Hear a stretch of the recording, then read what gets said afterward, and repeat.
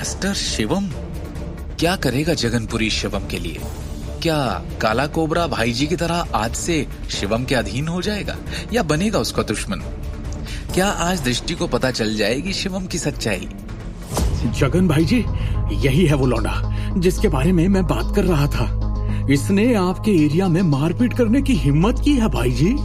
और तो और जब मैंने आपका नाम लिया तो डरने के बजाय मुझे थप्पड़ मारने की जुर्रत की इसने। आपके नाम का खौफ भी इसने गंभीरता से नहीं लिया। काला कोबरा चिल्लाया, इस डर से कि जगन भाई जी उसे नोटिस नहीं करेगा। लेकिन उसकी जोरदार मिन्नतों के बावजूद भाई जी ने काला कोबरा पर ध्यान नहीं दिया। इसके बजाय उसने शिवम की पीठ को बेहद झिझक के साथ देखा, क्योंकि उसके अंदर का डर धीरे धीरे उभर रहा था। शिवम धीरे से घूमा और बिना एक भी शब्द बोले उसने गंभीरता से भाई जी को देखा। शिवम साहब, आप? जगन ने शिवम की नजरों से मिलने पर तुरंत अपना सिर नीचे किया और सम्मान पूर्वक उसका अभिवादन किया। क्या? अरे मेरे कान ठीक से तो काम कर रहे हैं ना? ये भाई जी ने अभी क्या कहा? काला कोबरा और उसके आदमियों ने हैरानी से कहा। शिवम सर, मैंने सोचा भी नहीं था कि आप यहाँ मेरे एरिया में ऐसे मिलेंगे। क्या हुआ जब आप यहाँ मौजूद थे? जगन ने अपने माथे से पसीना पोंछा और सम्मान पूर्वक पूछा। शिवम ने उदासीनता से उत्तर दिया, आप अपने आदमी से पूछ सकते हैं। काला कोबरा, क्या तुमने किसी तरह सर को नाराज किया? भाई जी, अरे मैं तो बस उस दृष्टि नारंग के साथ मजाक कर रहा था जब ये लौंडा शिवम अचानक आके बढ़ा और इसने मुझ पर हमला कर दिया। आपको इस मामले में मेरी मदद करनी होगी, इसे सबक सिखाना ही होगा। काला कोबरा आश्वस्त नहीं था और उसने अपनी बात कही। जगन, क्या आप अपने आदमियों को यहाँ इस काला कोबरा की मदद करने के लिए लाए थे? शिवम ने शांति से पूछा। बिल्कुल नहीं सर, ऐसा करने की मैं हिम्मत भी नहीं कर सकता, जगन ने घबराते हुए कहा और उसके माथे से पसीने की बूंदें टपक रही थी। शिवम ने शांति से कहा, क्योंकि वो आपका आदमी है, इसलिए आपको इस मामले को स्वयं संभालना चाहिए। भाई जी, आप इसके साथ इतनी नरमी क्यों दिखा रहे हो? ये शिवम नारंग, अरे ये उस नारंग परिवार का एक बेकार दामाद है बस।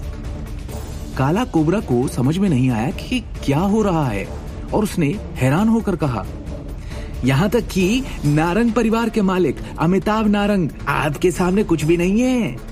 काला कोबरा ने हैरान अभिव्यक्ति के साथ बात खत्म की। आज रात तुम सभी ने शिवम सर को नाराज कर दिया है। अब घुटने टेक कर सर को प्रणाम करो और उनसे माफी मांगो।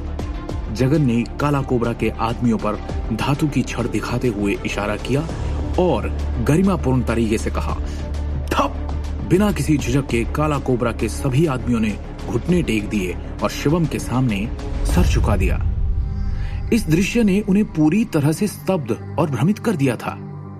इन ठगों के दृष्टिकोण से जगन भाई जी दक्षिणी शहर में उनके गॉडफादर के समान खड़ा था।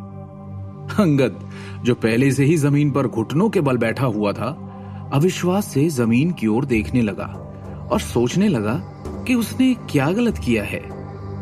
जगन भाई जी की ठंडी निगाहों के तहत उसने भी शिवम को प्रणाम किया और दया की भीख मांगी।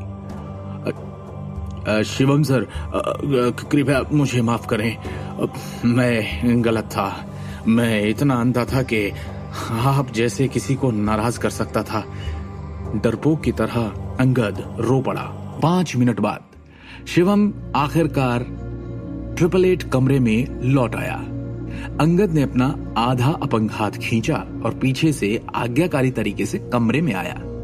शिवम, क्या चल रहा है? क्या वो जगन भाई जी आया? दृष्टि ने चिंतित स्वर में पूछा। शिवम मुस्कुराया और कहा, चिंता मत करो, सब कुछ निपटा दिया गया है। दृष्टि, चलो घर चलते हैं।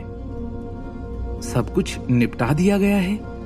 दृष्टि ने जिज्ञासावश पूछा, लेकिन आगे मामले को ज्यादा कुरेदा नहीं। शिवम कमरे में अन्य लोगों की परवाह किए बिना दृष्टि के साथ कमरे से बाहर निकल गया।